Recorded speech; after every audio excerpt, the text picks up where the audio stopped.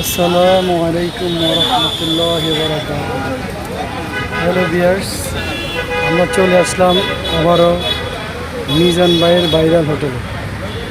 এখানে যে কি ভাইরাল কি আছে আল্লাহ জানে। আল্লাহ ওরা এমনভাবে রিজিকের ব্যবস্থা করে দিছে, রিজিকের ব্যবস্থা এমনভাবে করে দিছে অটো মানুষ সিরিয়াল দেখে, মানে আপনি যে সিরিয়াল দেখে মানুষ কি এক সেকেন্ডের ভিতরে 2 সেকেন্ডের ভিতরে সব কিছু করতে পারে, 1 মিনিটের ভিতরে সব চেঞ্জ করে দিতে পারে।